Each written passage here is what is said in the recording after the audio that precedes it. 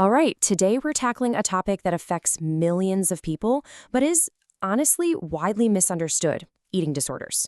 We're going to dive into our source material to get past all the common stereotypes and really understand what these serious health conditions are all about.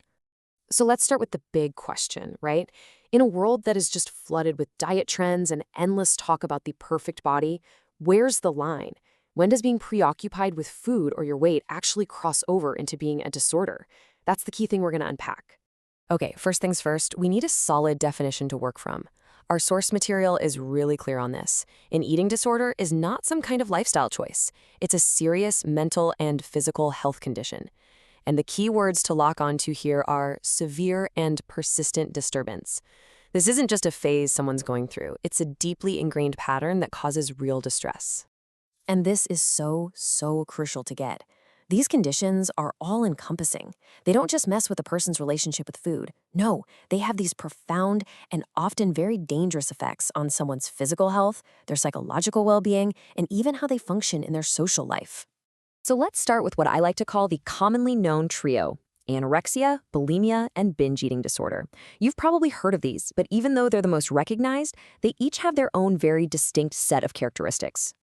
Now, this slide is fantastic because it lays out the core differences so clearly. With anorexia, the driving force is this intense fear of gaining weight, which leads to self-starvation. Then you have bulimia, which is defined by this cycle of binge eating and then using compensatory behaviors, or purging. And finally, binge eating disorder involves the binging, but without that regular purging. Seeing them side by side like this really helps you grasp what makes each one unique.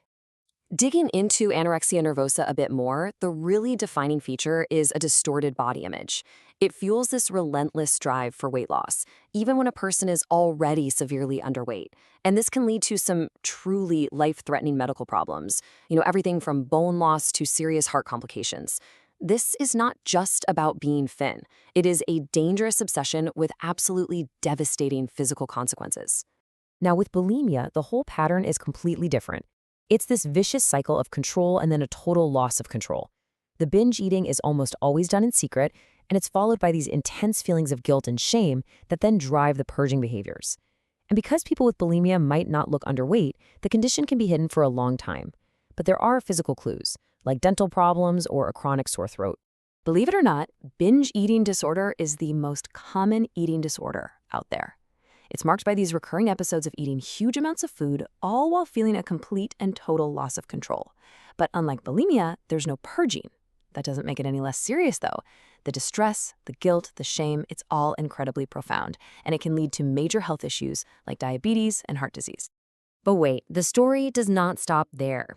Thinking that all eating disorders are about a fear of gaining weight is one of the biggest stereotypes we need to bust. So let's look at some other equally serious disorders that completely challenge that narrow view. Okay, take ARFID, for example.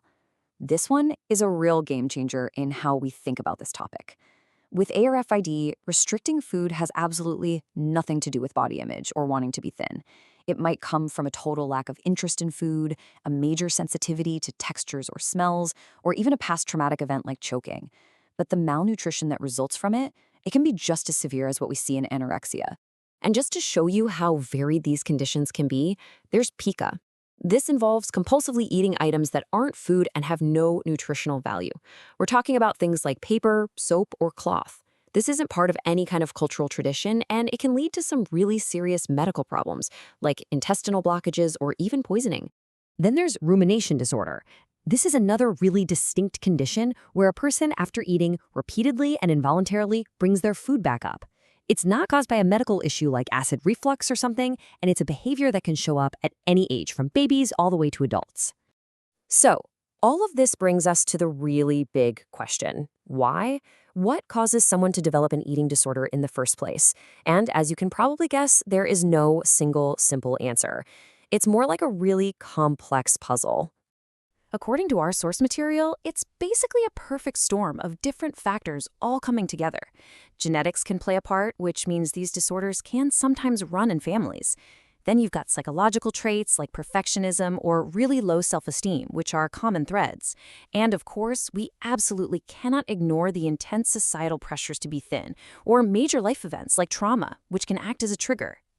Okay, so after all of that, let's talk about the most important part, the path to recovery. It is so vital for everyone to understand that these are absolutely treatable conditions, and there's a clear, structured way to approach healing. Treatment isn't a one-size-fits-all thing. It really requires a whole team of people. It starts with a super thorough evaluation. Then specialists all work together on 4 key fronts: psychotherapy to tackle those unhealthy thought patterns, nutrition counseling to literally rebuild a healthy relationship with food, and constant medical monitoring to manage any physical problems that have popped up. And this, right here, this is the most important message to take away from our source material. Recovery is not just possible, it is a totally realistic goal. Look, it's a long-term process. It requires ongoing support, but so many people go on to lead full, healthy lives, completely free from their eating disorder. So we're going to leave you with this final thought to chew on. Now that we have a better grasp on just how complex these disorders are and what the path to recovery looks like, what's our role in all of this? How can we, all of us, help build a culture of support, empathy, and genuine understanding that actually helps people heal?